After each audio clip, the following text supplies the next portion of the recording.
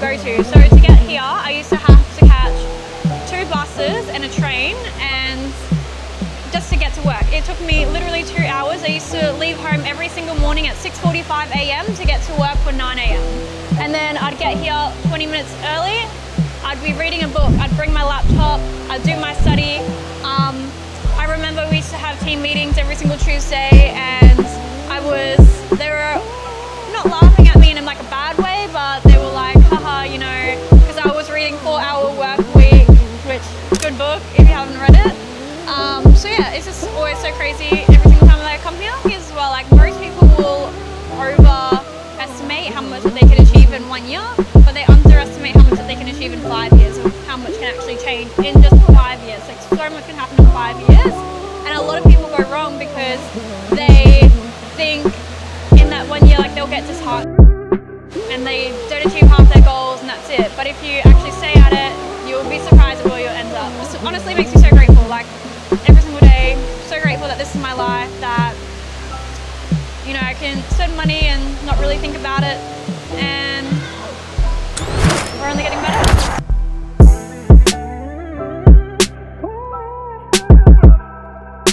Look at people and thought that they were idiots when they brought designer, which is actually, it's so funny to see me now. Funny how your perspective changes. But yeah, I honestly used to look at people and think, oh, I used to always say, even when I'm rich, I'm not even going to buy designer. I would rather just invest my money, be smart with my money.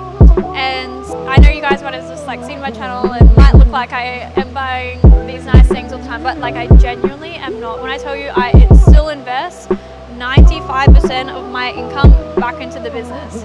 Guys, I still pay myself such a small amount of money per week.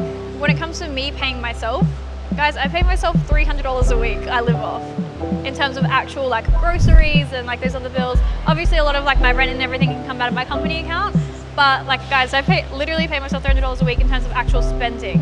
And even now, I really don't even buy myself that much. I don't splurge or anything like that. So whenever I do these bigger purchases, obviously it is a big deal. It does mean a lot to me. And you know, I don't just like go and blow money ridiculously, because I think that's stupid if you're going to do that. I really think that if you want to build a business that stands and stays with you for life, you have to invest all your money back into the business. And you have to have that mindset where you're so comfortable taking risks and investing that money back into yourself, because what got you here isn't what's going to get you there. And that's the approach that I'm taking now that I am at a level where I've reached some great success and I can live a good life here, absolutely. But what's gotten me here isn't what's going to get me there to my future goals. So if you want to move different, you have to do different. You have to, it's so true what they say when they say new level, new devil. But we're always working hard. We're always just trying to do better. But yeah, I just wanted to give that disclaimer. Definitely don't buy myself a designer, but this one, guys, she's gorgeous. I saw this bag months ago, and when I tell you, she's like literally the most beautiful bag I've ever seen in my entire life, that I couldn't stop thinking about her. Lost sleep. She's pink, so I can't wait to show you guys. But yeah, that's pretty much it. First Gucci bag, first mini. And for me, even like, when I'm even investing big money into things, it will be things like property, stocks, even, you know, like a luxury timepiece, like a watch, right? Because those things go up and they appreciate with time. Ultimately, don't be stupid with your money. Like, you have to save it, and don't like let lifestyle creep. It can be so easy once you start earning more to go spend more, to upgrade your car, to upgrade your house, but don't do those things unless you can really do it and you can still sleep comfortably at night. You can't be stupid, essentially.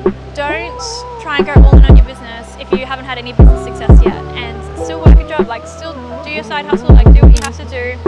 But that being said, guys, of course you do have to reward yourself. And actually, let me get a text that my dad sent me this week.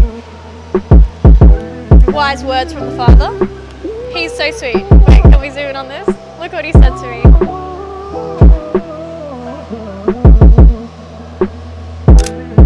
So he says, I agree with that. Wait, do you want me to send back? He said, I agree with that. There is a reason why you are in a position wealth-wise and you get to a point where you want to spoil yourself, and that makes sense. I would never deprive yourself or anyone. No point getting to that level and being a Scrooge. It's funny, you know, I was having this conversation with my dad earlier on in this week, talking a lot about watches and everything like that, and one watch that I really aspire to have in one day is a Richard Mille. And I said this in my last video, but like I'm really not into watches until recently. If they weren't an investment, I really wouldn't even be into them. However, the way that I see a Richard Mille, right, or a Rolex, or, you know, these really nice things, for me, it's not even about the watch, it's not about anything. It's, for me, I see that, and I just see all the things that that person has had to go through, and all the trials, and no matter what, every single successful person in this life has had to go through things just to get to where they wanted to be. So something like a Richard Mille, that's a 300k watch, oh, boy, like I think they are just, for me, that's like ultimate wealth, because you've handled so much business in your life. I feel like when you're at a point where you're buying like that expensive of a watch, that you've handled so much elsewhere in your life, like your family. At that point, you've well and truly retired your parents, because you're not going to go buy a 300k watch if you haven't done those things, right? So for me, that's like the ultimate sign of wealth. You've got your house, you've got your cars, you've helped out your family, your friends, your loved ones, and like that's kind of like the final step. So that's what, for me, whenever I see like those like luxury items like that, like I just see it as a sign of like so much sacrifice. And at the end of the day, you know, if you want to be that part of the 1% and your work is different, like you do different, you live a different life, you know, you're not part of what 99% of people do in this world. Your network will have a massive impact in terms of where you're going to be in a few years from now. So just pick your friends wisely. They've literally forced me to level up in so many ways, and for me, I've always thought I would be, I've always been someone who thought I would be a lone wolf. Like I really just like don't enjoy overall like making friends, because I feel like I can't relate to anyone. But when you start being someone who's like worth knowing, because relationships are transactional at the end of the day, right? Like I feel like once you get to a point where you've got yourself right, it starts opening doors for you, and you start meeting those like-minded people. So, but you have to be willing to be alone for a long period of time if you don't have those people, which is what I did. I spent like literally my entire journey alone, like so many things I've sacrificed to get to this point. So important to reward yourself for your hard work. My life is different, yes, but the work I do is very different. And I've done things very differently to most people. I've done a lot of sacrifices, a lot of risks that people would have no idea in terms of how much I work, what I do. Like, no one sees the behind the scenes, no one sees the stress. Like sometimes like I see the stuff that I do, I'm like, fuck man, like sometimes I feel bad if I'm like earning money or like treating myself. A lot of times I will, and I'll feel guilty or whatever, and then I remind myself, I see the work that I do, like actually, like I deserve it, like I work so damn hard, like no one has any idea. So yeah, anyway, you work hard, treat yourself, but also be smart with your money. I mentioned earlier in the video, just talking in regards to just making sure that lifestyle creep doesn't occur, especially when you're too early on into business. So for me, whenever I do treat myself, I do try and do that whenever I've hit like a certain milestone, and I always try and make it something that's like sentimental for me. So for example, when I brought my Rolex, I said I will only get this Rolex when I've hit a certain amount per year, and once I get that, that's going to symbolize, you know, this next phase. And then I think it's even more beautiful because it's not just like something that you brought on the whim. It's like, oh, I got this because I achieved this goal, and then when I got this one, I got this goal. Like a lot of people who do invest in luxury watches, like it usually represents a certain time in their life, or they hit a certain business milestone, or they sold their company or something, you know, like, and I think it's super beautiful because each watch represents something different, or, you know, each handbag represents a different goal that you've achieved. So if you want something, don't buy it straight away, have a think about it, and set a goal. Once you get to that goal, then you can splurge and buy yourself something. The thing that I know can be really easy to get caught up with is trying to look the part, trying to keep up with the trends, and everyone else is buying designer, so you feel like you have to. If you're motivated by those things, there's nothing wrong with that. There's nothing wrong with wanting material items. You work hard, treat yourself. yourself, absolutely. If you're that particular person, but I think it's super important to be self-aware when to do that and when to also call yourself out on your BS and think, okay, I gotta make sure that I'm not getting too caught up on the trends just because I want to try and be perceived as a cooler person, like I'm doing better than I really am, because a lot of people will be getting these things before they can actually afford them. When I earned my what year was it? I was earning over 6 figures a year back when I was like 17. I don't know if I should say that. Wait.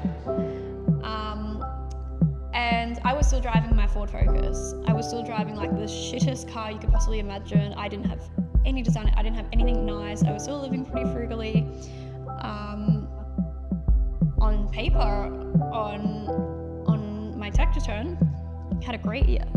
From the outside, people genuinely would have thought that I was dead broke. You know, I was still technically living at home at the time as well, which was obviously still paying rent and everything. I think you're really winning if you have a job that you love and that you don't need a holiday from, and that you can pick and work your own hours and you can travel and you've got that flexibility as opposed to having that time frame. Anyway, let's do this Gucci unboxing.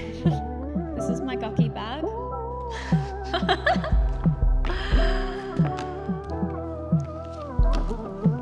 Oh, my shoulder hurts.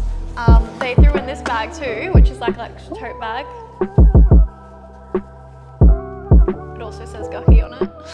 I already took the ribbon off of it though.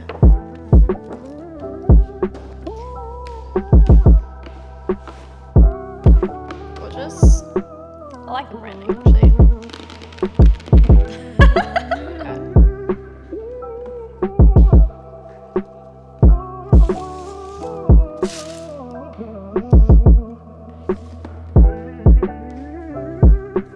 So this is her. We actually have to name her. I'll have a think about something. She's definitely got to be like a sexy stripper name for sure. Do you want me to like stand? Little twirl.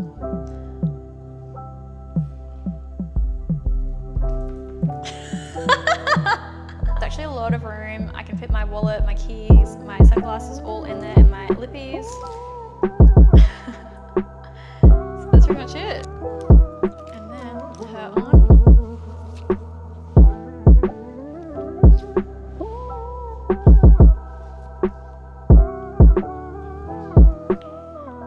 Alright guys, well that is today's video.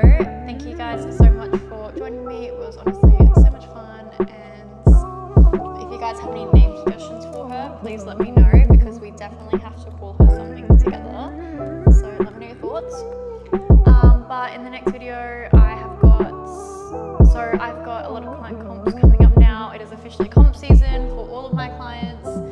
So got a busy few months coming up, so I will bring you guys along with that and show you guys like a little bit of behind the scenes and what's involved as a coach.